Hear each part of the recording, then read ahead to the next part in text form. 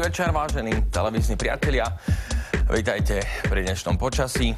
Život je jeden z najťažších, spieva sa v populárnej eskimáckej piesni, preto mi na počiatočné rozptýlenie dovolte zo pár uhorkových informácií. Metovi Damonovi pristalo na hlave blízke stretnutie 3. druhu.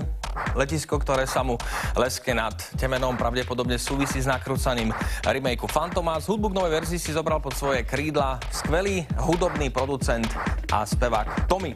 Neznámy dánsky občan hodil obálku s hotovosťou neuveriteľných 135 000 eur do kontajnera určeného na použité šatstvo pre chudobných s týmto odkazom. Pre túto príležitosť som šetril plných 40 rokov. Nuž, milý Fedor, Boris, Janko, ako aj Robert, Ivan, Vladko. Nadišiel koniec uctievania mamonu. Nasledujte tento šľachetný čin. Takýto akt milosrdenstva je predsa vašou šancou na rehabilitáciu pred všehomírom. Spomínané kontajnery nájdete v každom okresnom meste. Stačí už len vhodiť obáločku s okrúhlou sumičkou. Toľko k uhorke. V závere počasia mám špeciálne pre vás exkluzívny rozhovor s niekým, koho sme už dávnejšie nepočuli, ale máme ho všetci ešte v živej pamäti. Zostaňte s nami. Počasie ako fenomén neustáleho pohybu a zmien, ktoré nie je ľahké predpovedať, sa aktuálne podľa majstrov meteorológov vyvíja nasledovným spôsobom. Počasie u nás ovplyvňuje táto tlaková níž, ktorá sa od Alp ťahá k nám, točí sa a svojou oblačnosťou zasahuje aj nad Slovensko. Prinesie nám zrážky vo forme slabého občasného dážďa na väčšine územia. Čo sa teplo vzduchu týka, výraznejšie zmeny sa zajtra neudejú. V noci bude prevažne oblačno až zamračené s dažďom. Teploty poklesnú na tých 15 až 10 stupňov. Dnes bolo k nám počasie vľudnejšie, ako malo byť. Vyzerá to, že zajtra už také ústretové nebude. Na západe bude totiž prevládať zamračená obloha, miestami s prehánkami alebo slabým daždičvočičkom. Teplota vzduchu 16 až 21 stupni čičvočičkou. Na strednom Slovensku budú zrážky, hlavne vo forme prehánok, ale aj búrok, teploty okolo 14 až 19 stupňov. Takisto na východe bude prevládať zamračená obloha, ojedinele s prehánkami, teplota 18 až 25 stupňov. Spomínané búročky budú hlavne v horských oblastiach v nadmorskej výške 1500 metrov. Tá teplota sa bude pohybovať v tom intervale tých 10 stupňov zhruba plus minus. Biopredpoveď zajtra zostáva na čísle 3.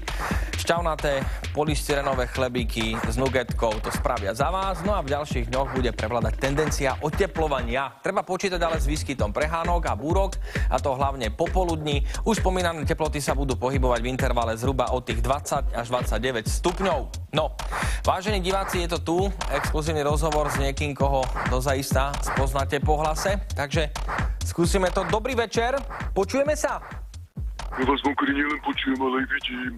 Nuž, vidieť, že máte veci stále pod kontrolou? Si píšte, Mokri, to si píšte. Viem velice dobre, čo sa kde deje. Nebolo to tak dávno, keď sa mi Siska zodpovedala. No tak môžeme očakávať, že budete iste mať nejaký názor na súčasné politické dianie v krajine. Je to jeden hnus, klientelizmus, korupcia, zneužívanie moci. No ale za vašej vlády nebolo všetko, ako sa hovorí, košer s kostolným riadom. Poďte do riti, Mokri. Všetko, čo som robil som pre Slovensko, pre obyčajných ľudí. Dnešní politici sú iba gágaji, táraji a prďúsi. Hrabu len pre seba, nie pre ľudí ako ja. Len aby sa mohli vybážať v limuzínach a namáčať v tých svojich bohatlických bazénoch. Povedzte, Mokri, kedy mňa Slováci videli v bazéne? Kedy ma kto videl pobehovať v plavkách? To kedy? Neublížil som žiadnemu z vás. Áno. Pán niekoľkonásobný expremiér, poďme ale k veci. Na Slovensku prebieha kauza Ščurka. Ide o prenájom budovy pre daňové riaditeľstvo v Košiciach prostredníctvom firmy z istej vládnej strany. Áno, podľa premiérky je to klientelizmus. Minister financií sa však nechal počuť, že má jednoducho iný názor ako premiérka. Je teda klientelizmus vecou názoru, alebo tak povediac špecifické definície? Radičová, nebuď baba, obleč si novice, nenechaj si skákať po hlave, veď si premiérka, máš všetku exekutívnu moc. Nedostala, nauč toho vyfešákovaného arganťaka poriadku, nech sa poďma nezapráši. Ďakujeme za rozhovor a prajem príjemné leto a kúpanie. Ja sa vrátim a narobím tu poriadky. No, na záver ostatná správa. X príšera z vesmíru sa vraj vráti na scénu filmového priemyslu. Želám pekný zvyšok večera. Moje meno je Juraj Mokrý a sledujete Markízu. Dovidenia.